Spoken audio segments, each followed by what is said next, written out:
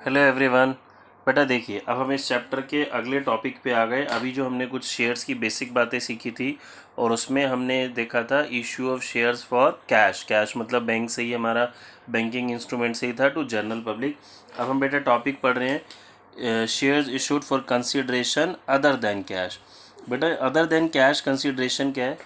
पहले तो कंसिडरेशन मतलब फॉर एग्जांपल हमारी कंपनी ने किसी दूसरी कंपनी से एसेट्स परचेज़ किए और उन एसेट्स के अगेंस्ट हम सामने वाली कंपनी को, सेलर कंपनी को कैश या बैंक ना दे के, चेक ना दे के, हम उसको अब कंपनी को अपनी कंपनी के एसेट्स इशू कर देते हैं। दैट मीन्स हमने सेलर कंपनी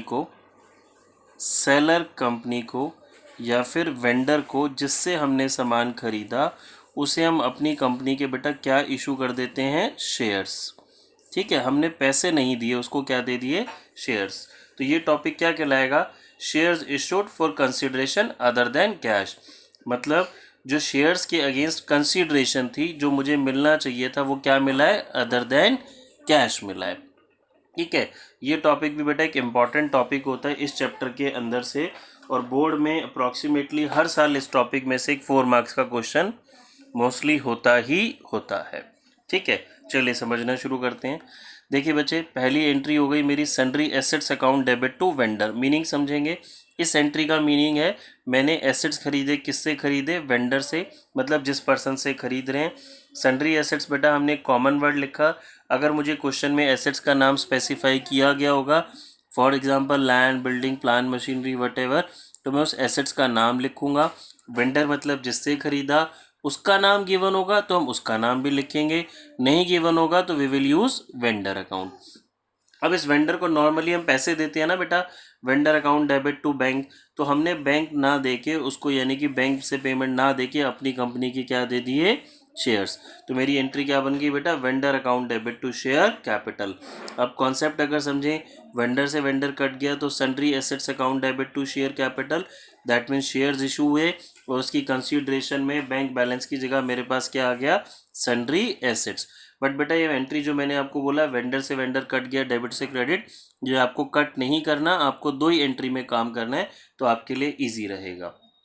दोबारा समझा रहा हूँ, ये एंट्री हुई बेटा एसेट्स परचेज करने की और ये एंट्री हो गई वेंडर को शेयर्स इशू करने की। ठीक है बच्चे, अब आ जाते हैं इसी में थोड़ा सा और आगे। अब हमने पूरा बिजनेस टेक ओवर कर लिया किसी कंपनी का।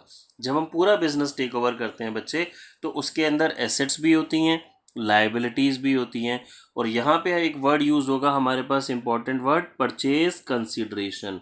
शॉर्ट में से बोला जाता है बच्चे PC, purchase consideration. Purchase consideration का मतलब हो गया बच्चे, जो अमाउंट हम सामने वाले को पे कर रहे हैं फॉर परचेजिंग ऑफ इस एसेट्स एंड लाइबिलिटीज या होल बिजनेस, ये अमाउंट बेटा मेरा फिक्स होता है, मुझे क्वेश्चन में गिवन होता है। मोस्टली ये अमाउंट मेरा गिवन होता है। एक डील हो जाती है ना कि इतने में, फॉर एग्जांपल मैंने आपका पूरा बिजनेस 10 लाख में टेक ओवर कर लिया, तो ये अमाउंट फिक्स हो गया। ये अमाउंट याद रखेंगे, परचेज कंसीडरेशन का अमाउंट ऑलवेज वेंडर के आगे आएगा। ठीक है, किसके आगे? वेंडर के आगे। दैट मीन्स मुझे वेंडर को इतनी फिक्स अमाउंट पे करनी है। ठीक है, अब ये देखिए मैंने एक बच्चे की स्टैंडर्ड एंट्री लिखी हुई है, इसको एक एग्जाम्पल से समझते हैं। फॉर एग्जाम्पल हमने एक बिज़नेस टेक ओवर करा, उस बिज़नेस के अंदर बच्चे जी 10,000 रुपये के एसेट्स थे और 2,000 रुपीज़ की लाइबिलिटीज़ थी, और जो हमारी परचेज कंसिडरेशन थी वो फिक्स है बच्चे। परचेज कंसिडरेशन हमारी फिक्स है, मुझे क्वेश्चन में गिवन थी 8,000 रुपीज़। देखिए 10,000 की एसेट्स, 2,000 की लाइबिलिटीज़, तो उस बिज़नेस की नेट वर्थ भी कितनी हुई? 8,000 रुपये, और फिक्स अमाउंट मुझे क्वेश्चन में गिवन था, वेंडर को मैंने कितने पैसे दिए बच्चे? 8,000। तो एंट्री मेरी बैलेंस हो गई, कोई प्रॉब्लम की बात नहीं है। अगली पॉसिबिलिटी समझते हैं बच्चे। अब जब हमने बिजनेस ओपन किया तो उसमें बच्चे 10,000 रुपीज़ की एसेट्स थी, 2,000 रुपीज़ की लाइबिलिटीज़ थी। अच्छा, ये एंट्री तो मैंने आपको समझाई नहीं, अभी हम ये गुडविल की बात नहीं कर रहे, कैपिटल रिजर्व की बात नहीं कर रहे।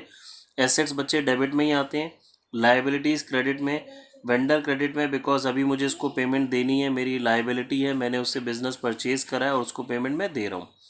सेकेंड पॉसिबिलिटी में समझा रहा था, एसेट्स 10,000 रुपीज़ की बिजनेस में आई, लाइबिलिटीज 2000 की आई और परचेज कंसिडरेशन की अमाउंट बच्चे मुझे क्वेश्चन में गिवन थी 12,000 रुपीज़। ये अमाउंट फिक्स होती है। बेसिकली हमने डील कर लीजिए, आपका पूरा बिजनेस मेरा है, 12,000 रुपीज़ के अगेंस्ट हमने बात कर ली। अब जो भी उसमें निकले वो मेरा। तो जब हमने बिजनेस को चेक किया, 10,000 रुपीज़ की एसेट्स, 2,000 की लाइबिलिटीज, और मैं पेमेंट कितनी कर रहा हूँ बच्चे, 12,000। तो अब देखिए बिजनेस की नेटवर्थ तो 8,000 ही हुई, मैं पेमेंट कितनी कर रहा हूँ, 12,000 ज़्यादा दे रहा हूँ ना। तो बच्चे हम सामने वाले को ज़्यादा पैसे उसकी किसके लिए देते हैं, गुडविल के लिए। ठीक है। अगर ये मेरा डिफरेंस डेबिट साइड में आ रहा है, मैं दूसरी भाषा में आपको बोलूँ, assets debit to liabilities to vendor, ये मैंने एंट्री करी और इसका डिफरेंस डेबिट साइड में बच रहा है, तो बच्चे वो क्या आ जाएगा, गुडविल। या फिर आप कॉन्सेप्चुअली समझें कि मैं सामने वाले को ज़्यादा पेमेंट दे रहा हूँ, तो ज़्यादा पेमेंट उसको हम किसके लिए दे रहे हैं, गुडविल के लिए। अभी हमने कैपिटल रिजर्व की कोई बात नहीं की। अगली पॉसिबिलिटी समझते हैं बच्चे। बिजनेस मैंने टेक ओवर करा, 10,000 रुपीज़ की उसके अंदर एसेट्स थी, 1,000 रुपीज़ की उसके अंदर लाइबिलिटीज़ थी, और जो परचेज कंसिडरेशन है बच्चे जी वो 8,000 रुपये है। दैट मीन्स 10,000 की एसेट्स, 1,000 की लाइबिलिटी, 9,000 बिजनेस की नेटवर्थ हो गई। मैं पेमेंट दे रहा हूँ सिर्फ 8,000 में, 8,000 में मेरी डीलिंग हुई है, तो 1,000 का बच्चे फ़ायदा हो गया ना। क्या ये फ़ायदा रूटीन नेचर का प्रॉफिट है, मुझे नहीं। तो जो रूटीन नेचर के प्रॉफिट्स नहीं होते वो बेटा ट्रांसफ़र होते हैं कैपिटल रिजर्व में, कैपिटलाइज्ड नेचर का प्रॉफिट हो गया। ठीक है। तो आई होप आपको बात समझ में आई होगी। डिफरेंस अगर डेबिट में बच रहा है तो गुडविल, क्रेडिट में आ रहा है तो कैपिटल रिजर्व। कॉन्सेप्ट समझे, सामने वाले को ज़्यादा पैसे दे रहे हैं तो गुडविल, कम पैसे दे रहे हैं तो कैपिटल रिजर्व।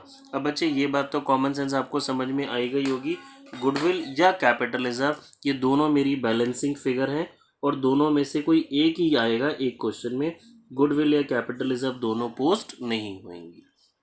ठीक है। अब ये एंट्री तो हो गई बच्चे मेरे एसेट्स को परचेज करने की, बिजनेस को टेक ओवर करने की।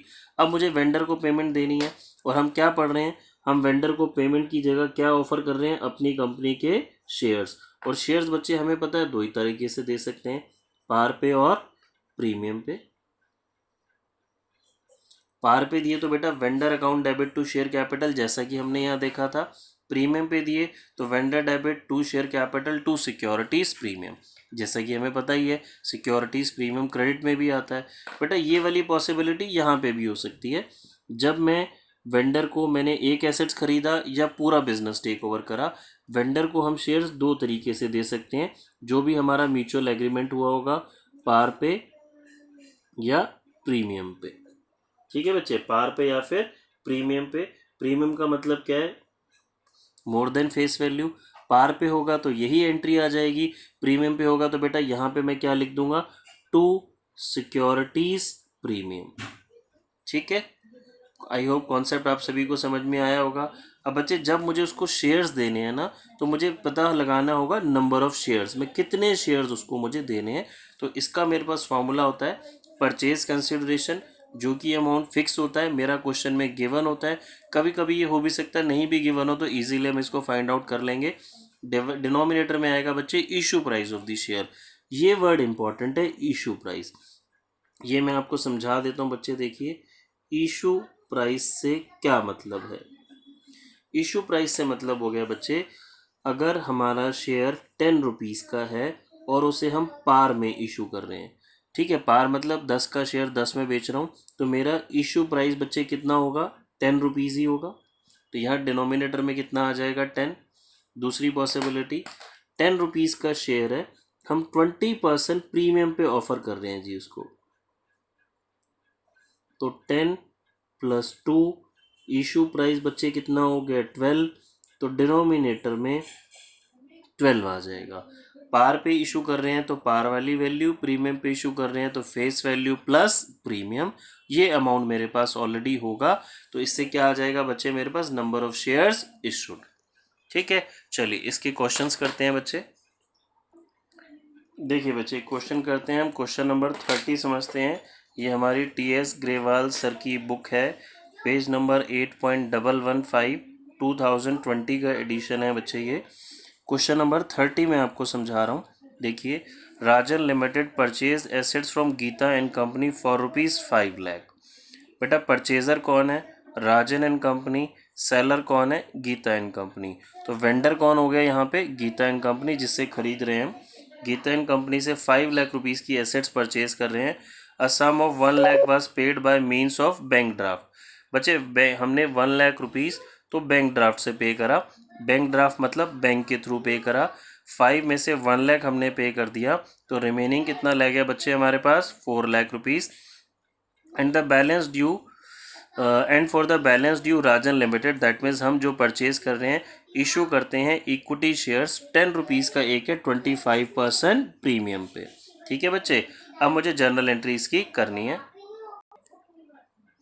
देखिए बच्चे, 5 लाख रुपीज़ की एसेट्स, 1 लाख रुपए हमने पे कर दिया, रिमेनिंग जो 4 लाख रह गया वो हम शेयर्स के थ्रू दे रहे हैं और वो भी प्रीमियम पे। तो चलिए इस क्वेश्चन को समझते हैं बच्चे। देखिए कॉन्सेप्ट अच्छे से समझेंगे। क्वेश्चन नंबर 30 मैं दोबारा लिख देता हूँ, पेज नंबर 8.115 है। ये हमारी टी.एस. ग्रेवाल सर की 2020 की एडिशन का है। तो पहली एंट्री बच्चे, क्योंकि मुझे एसेट्स का नाम स्पेसिफाई नहीं किया गया, तो I will write sundry assets account debit to vendor नहीं लिखेंगे बच्चे, क्योंकि मुझे नाम पता है किससे परचेज कर रहे हैं हम, गीता एंड कंपनी से। कितने के हमने एसेट्स लिए बच्चे इससे, 5 लाख रुपीज़ के। अब इस गीता एंड कंपनी को हमने 1 लाख रुपीज़ बैंक ड्राफ्ट यानी कि बैंक से पे कर दिए 1 लाख। ठीक है बच्चे, क्वेश्चन में सब कुछ क्लियरली मेंशन था। तो रिमेनिंग कितना रह गया बच्चे, 4 लाख रुपए, 4 लाख रुपीज़। वो 4 लाख रुपीज़ हम कैसे पे कर रहे हैं, through shares, equity shares to equity share capital account, and premium पे दे रहे हैं बच्चे जी टू सिक्योरिटीज प्रीमियम अकाउंट। अब बच्चे ये अमाउंट तो मुझे समझ में आता है कि जी 4 लाख रुपए आएगा। 4 लाख रुपीज़ कैसे आएगा, 5 लाख देने थे, 1 लाख दे दिया, तो रिमेनिंग 4 लाख। अब इसमें अमाउंट कैसे फिल करेंगे, 25% प्रीमियम है। बट एक कॉमन बात बता रहा हूँ, 90% स्टूडेंट्स जब तक वो बात नहीं सीखते तो वो इसका 25% निकाल के यहाँ लिख देते हैं और शेयर कैपिटल में रिमेनिंग अमाउंट लिख देते हैं। बच्चे बिल्कुल गलत हो जाएगा। हमने सीखा अपनी प्रीवियस क्लासेस में, जो प्रीमियम होता है वो कैलकुलेट किया जाता है on the face value of share. ये शेयर की फेस वैल्यू थोड़ी ना है बच्चे, ये तो हमने अमाउंट पे करना है वो है। तो हमारे शेयर की फेस वैल्यू कितनी थी क्वेश्चन में बच्चे, 10 रुपीज़। 25% प्रीमियम मतलब 10 रुपीज़ का 25% 2.5। तो मैं 10 रुपये का शेयर कितने में इशू कर रहा हूँ बेटा, 12.5 रुपये में। ठीक है, फिर मुझे क्या निकालना है, number of shares to be issued. बेटा ये मेरी वर्किंग है, ये मुझे क्लियरली शो करनी है। इसका भी हमने फॉर्मूला पढ़ा था, परचेज कंसिडरेशन। बेटा इस क्वेश्चन में परचेज कंसिडरेशन तो 5 लाख थी, बट 1 लाख हम ऑलरेडी पे कर चुके, तो रिमेनिंग परचेज कंसिडरेशन कितनी हो गई, 4 lakh divide by issue price of the share. बेटा ये वर्ड इंपॉर्टेंट है, इशू प्राइस कैसे आया, फेस वैल्यू प्लस प्रीमियम। अगर प्रीमियम नहीं होता तो इशू प्राइस कितना रहता बच्चे, मेरे पास 10 ही रहता। ठीक है, तो ये मेरे पास क्या निकल के आ जाएगा बच्चे जी, नंबर ऑफ इक्विटी शेयर्स। तो 32,000 मेरे पास नंबर ऑफ इक्विटी शेयर्स आ गए। 32,000 शेयर्स हैं बेटा, 10 रुपीज़ की फेस वैल्यू है, कैपिटल में ऑलवेज फेस वैल्यू ही जाती है। 32,000 शेयर्स हैं, एक पे प्रीमियम 2.5 है, तो हमारा 32,000 पे कितना बच्चे जी, देखिए ये 3,20,000 और ये 80,000। अब जिस स्टूडेंट ने डायरेक्टली इसका 25% निकाल दिया होगा बेटा, उसका इधर 1 लाख आएगा और इधर 3 लाख आ जाएगा और क्वेश्चन गलत हो जाएगा। ठीक है, अच्छा अब कुछ बच्चों को डाउट हो रहा होगा, सर हम ये एंट्री कंबाइंड भी तो कर सकते हैं। येस यू कैन, हम ये वाली दोनों एंट्री बच्चे कंबाइंड कर सकते हैं। हम डायरेक्टली लिख सकते हैं, Gita and company debit 5 lakh to equity share capital to securities premium to bank account. अब कंबाइंड भी कर सकते हैं, ये दोनों एंट्री भी कंबाइन कर सकते हैं, ये भी कंबाइन कर सकते हैं, बट प्रेफरेबली अगर आप अलग अलग ही करेंगे तो थोड़ा मिस्टेक के चांसेस कम रहेंगे। ठीक है, चलिए एक क्वेश्चन और करते हैं ऐसा बच्चे, देखते हैं कोई। देखिए हम आ जाते हैं एक मिनट वेट कर। देखिए बच्चे, क्वेश्चन नंबर 32 वही हमारी टी.एस. ग्रेवाल सर की बुक का। गुड लक लिमिटेड परचेज करता है बच्चे मशीनरी 10 लाख रुपीज़ की फ्रॉम फेयर डील्स। एसेट्स का नाम क्या आ गया? मशीन। वेंडर का नाम आ गया फेयर डील्स लिमिटेड, तो हम दोनों नाम लिखेंगे। The company paid issue the company paid the price by issue of equity shares of ₹10 each eight 25% premium. बेटा जो हम इसको 10 लाख रुपीज़ की कंसिडरेशन में क्या दे रहे हैं? अपनी कंपनी के शेयर्स दे रहे हैं, इक्विटी शेयर, वो भी प्रीमियम पे दे रहे हैं। 10 का एक था, 25% प्रीमियम पे दे रहे हैं, यानी कि 10 रुपये का शेयर है, ₹2.5 प्रीमियम, तो 12.5 में दे रहे हैं। चलिए इसको करके देखते हैं बच्चे। देखिए बच्चे, तो हमने एसेट्स खरीदे थे, एसेट्स का नाम था मशीनरी, तो मशीनरी अकाउंट डेबिट। तो वेंडर का नाम क्या है बच्चे? Fair deals limited. 10 lakh rupees की हमने इससे एसेट्स खरीदी। अब इस 10 लाख रुपीज़ के लिए हम वेंडर को क्या दे रहे हैं बच्चे? अपनी कंपनी के to equity share capital account, and we are issuing these shares at premium to securities premium account या securities premium reserve account, both are right। फिर मुझे बच्चों जी क्या निकालना पड़ेगा? Number of shares issued. ये कैसे आएगा? टोटल जो मेरी परचेज कंसिडरेशन है वो 10 लाख है, शेयर 10 रुपीज़ का है, 2.5 प्रीमियम, यानी कि मैं 12 रुपये 50 पैसे का इसको बच्चे एक शेयर दे रहा हूँ। अपना शेयर 10 का है, तो ये मेरे पास आ जाएगा 80,000 बच्चे। ये 80,000 क्या आया? Number of equity shares to be issued, एक की फेस वैल्यू 10, तो ये 8 lakh rupees. Securities premium 2 lakh. आप इस सिक्योरिटी प्रीमियम को चेक भी कर सकते हैं, 80,000 इंटू 2.5, मतलब एक शेयर के ऊपर प्रीमियम 2.5 है बच्चे, तो 80,000 के ऊपर कितना? बेटा देखिए, अब हम ये आ गए क्वेश्चन नंबर 35 कर रहे हैं, वही अपनी टी.एस. ग्रेवाल सर की बुक का। भारत लैंप लिमिटेड इशू करता है 30,000 fully paid shares of 100 each for purchase of the following assets and liabilities from Sharma and company. बेटा वेंडर कौन है? Sharma and company. 30,000 शेयर्स दे रहे हैं, 100 का एक है, दैट मीन्स इस क्वेश्चन में आपको नंबर ऑफ शेयर्स ऑलरेडी उसने दे दिए जो कि फिक्स रहेंगे। 30,000 शेयर्स, 100 का एक है, यानी कि जो परचेज कंसिडरेशन है बच्चे वो फिक्स हो गई 30 लाख रुपीज़। मुझे शर्मा एंड कंपनी को 30 लाख रुपीज़ देने हैं। ये एसेट्स और लाइबिलिटीज़ आए हैं, ये मेरा वेंडर है।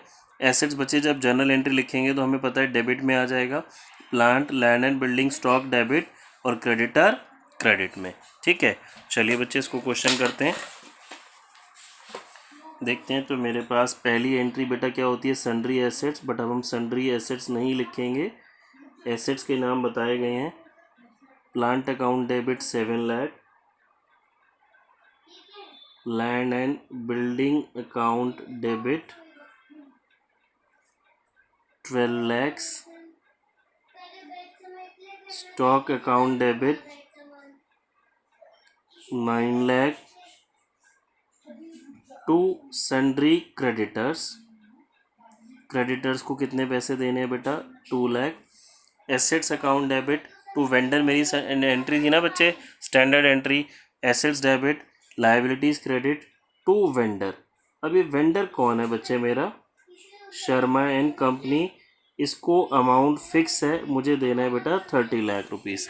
जब कभी भी बेटा हम पूरा बिजनेस परचेज करेंगे और एसेट्स और लाइबिलिटीज़ गिवन होंगे तो हम ज़रूर टोटल चेक करेंगे बेटा, टोटल करके इसको ज़रूर चेक करेंगे कि कहीं कोई बैलेंसिंग फिगर तो नहीं है।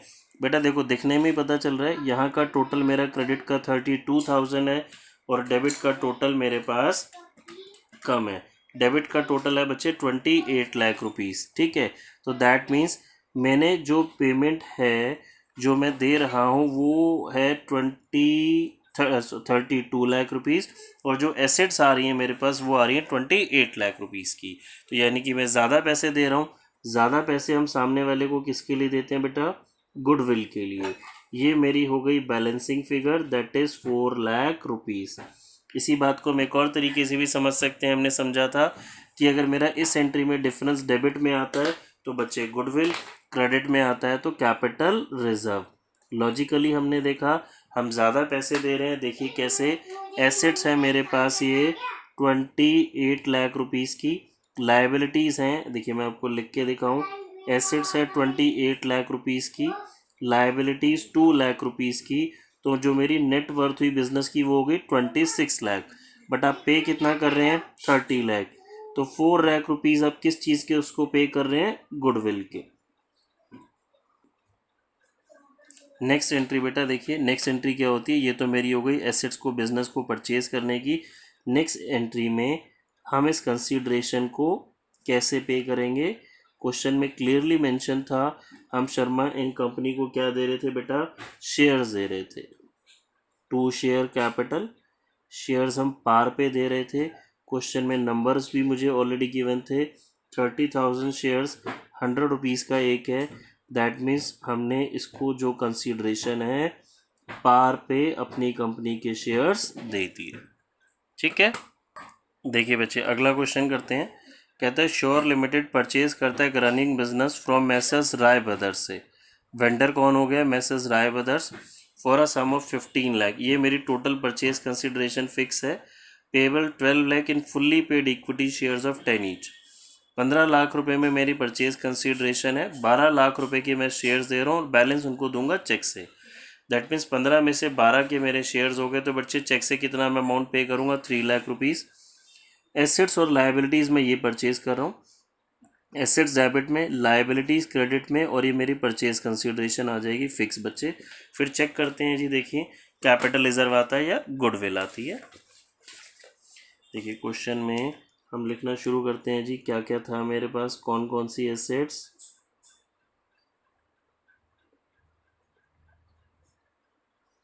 Plant and machinery account debit, building account debit,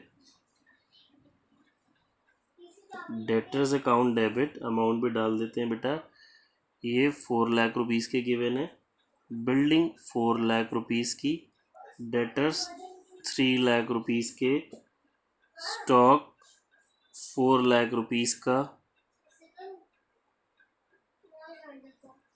cash 3 lakh rupees का, एंड क्रेडिटर्स 2 लाख रुपीज़ की। ये बच्चे मुझे सब गिवन है। एसेट्स टू वेंडर आती है एंट्री, एसेट डेबिट, लाइबिलिटी मेरी आ गई टू वेंडर।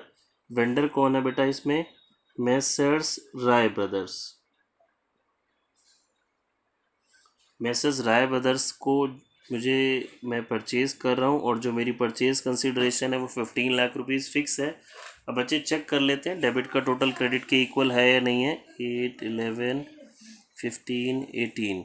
बच्चे देखिए डेबिट साइड का टोटल आ रहा है मेरे पास 18 लैक्स, क्रेडिट का टोटल है 17 लैक्स, तो यानी कि डिफरेंस आ रहा है क्रेडिट में, जिसे कि हम क्या बोलते हैं, कैपिटल रिजर्व 1 लाख रुपीज़।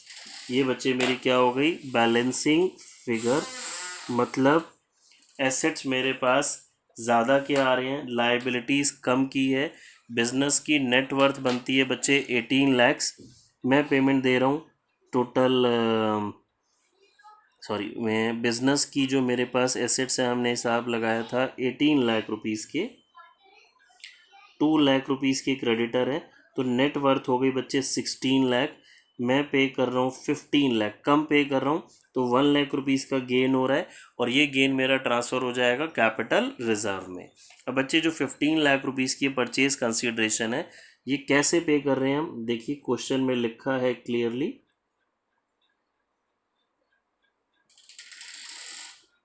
मुझे अमाउंट देना है 15 लाख रुपीज़ और ये हम कैसे पे कर रहे हैं, 12 लाख रुपए के तो बच्चे हम शेयर्स दे रहे हैं to share capital account, remaining का चेक लिखा है बच्चे, तो रिमेनिंग कितना हो गया, 3 लाख रुपीज़। ठीक है, आई होप आपको बात समझ में आई होगी बेटा। चलिए बच्चे बाय। ये टॉपिक भी हमारा फिनिश हो गया। इसके कुछ और जो थोड़े कुछ क्वेश्चंस हैं डिफरेंट या डिफ़िकल्ट टाइप के थोड़े से, वैसे हमने कवर कर लिए, वो हम क्लास में करेंगे।